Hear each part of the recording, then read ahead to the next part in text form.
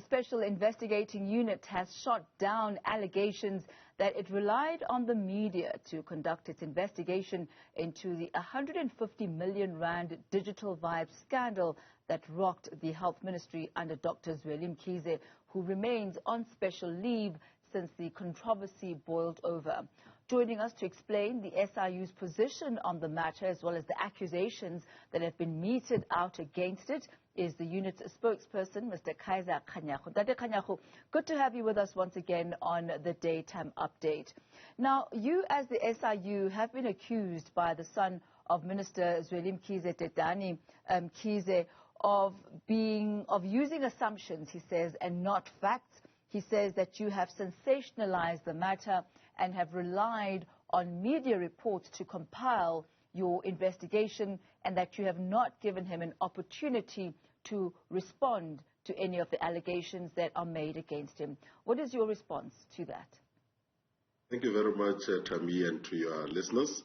Our response is very simple. We reject whatever he's saying with the contempt that it deserves. It is very clear that he really has motives that only him can know about. Firstly, we do not do our investigation through the media. And you could have seen that there is no way that we would have taken the media articles and make our findings on the basis of that. We went and we did the investigation. That is why the media is only talking about the matters now that they've seen our affidavit now. Therefore, there is no way that we would have done so. But secondly, he makes this assumption that, or they give people the impression that we have not considered his side of the story when we did our investigation. But he also says in his statement that he has written an affidavit to us. When you write an affidavit, you should know that an affidavit is your side of the story. It is made under oath, and we have considered it. We go back now to Mr. Kaizer Kganyago of the SIU as we focus on the progress that they're making on the digital vibes investigation, as well as the allegations that have been meted out against the SIU. Dr. Kganyago, before we lost connection with you, you were talking about the affidavit that was allegedly submitted by Tetani Mkhize. Mr. Kganyago? Hello? Yes, Mr. Kganyago, go ahead. Yes, I was just saying at the earlier stage that Mr. Tetani was indicating that we did not listen to him, but that cannot be true because he has written an affidavit to us, and that affidavit was taken into consideration. Therefore, for us, it is very problematic when a person says that. But he goes on to say that we have worked through the newspapers, which is really nonsense as far as I'm concerned. We did our investigation. You can see from the affidavit that it was a thorough investigation that was done. And for us, we believe that we've done the job that needed to be done. And lastly, he also talks about us having not given him the papers before we went to the tribunal. That is also a sign that he doesn't understand how processes are done, because it is very clear that we have got to firstly file the papers with the tribunal. They get stamped, and that stamped copy is the one that we've got to give to all the 20-something respondents, including himself. Therefore, whatever he's saying doesn't have any merit at all. So you're saying that he will get an opportunity to respond just after the filing with the tribunal has taken place? Yes, firstly, we took his affidavit, we considered it thoroughly. Secondly, because we have now put him as a respondent, he has got to respond to the papers of the special tribunal. By now, he has already received the papers, because my people have indicated to me that they served all the people by the weekend to make sure that everybody has got the papers. He now has an opportunity to respond and still put his side of the story for the second time. And we then have to respond to him, and then the matter will then sit in the court for it to be taken forward. Now, Mr. Tetani Mkhize says that he's got a long-standing relationship with Tahira Mata, that this relationship dates back to 2015, that yes, there has been an exchange of monies in that relationship, but none of those monies are directly linked or linked in any way whatsoever to the Digital Vibes contract.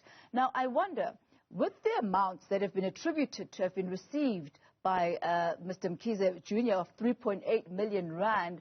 Was that a lump sum that was found to have gone into his account, or is that the cumulative number of deposits that were made into Mr. Khaizer's account from the company?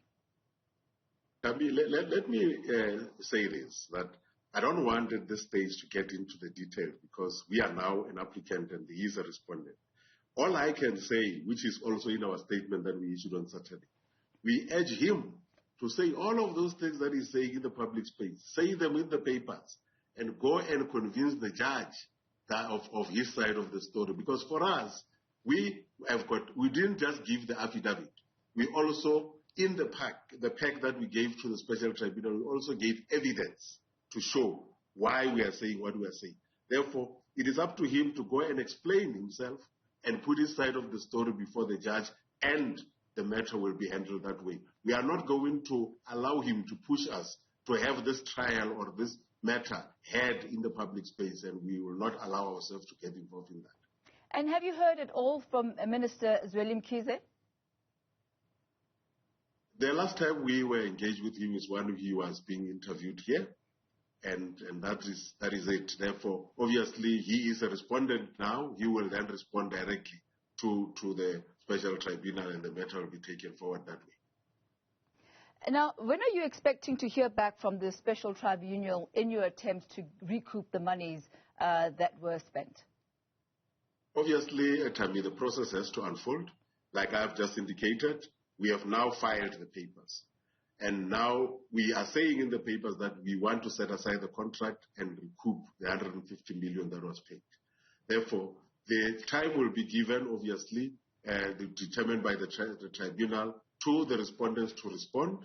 And once they've done so, we will respond to their response, and then they will set a date where the matter will be heard, either on a virtual platform or in court. And then everybody will be in a position to listen in and hear. But it is something that is now in the hands of the tribunal, depending on the schedule of work or that they have and when they can schedule it to be heard. The SIU is also conducting investigations, actually over 2,100 other investigations related to PPE procurement. Give us a bit more details about these. Yes, at the moment, our investigations are 4,117, and we have finished 40% of it. We were finalizing, as at April, we were finalizing 54%, and as at April, only 6% had not started. We are well in track for us to finish those PPE investigation by the end of August, and we will do so as requested. And we set the deadline for ourselves, and we will do so. And which are the affected provinces where these investigations or these allegations are stemming from? All the provinces have got allegations. We have every 2 weeks we have a meeting where we check how far those processes are, and I can safely tell you that all of them, the provinces are having that, but the majority of them, I think, are coming from Gauteng. So the majority are coming from Gauteng, and which would you say are the top 3 affected provinces regarding alleged impropriety in PPE procurement? Maybe let me put a rider to say it is not confirmed as yet, but on the basis of the day-to-day engagements, it's Gauteng, and then it is Eastern Cape and KwaZulu-Natal. But it is not something that is confirmed as I speak to you. Kaizer Kganyago, thank you very much for that update. He is from the SIU.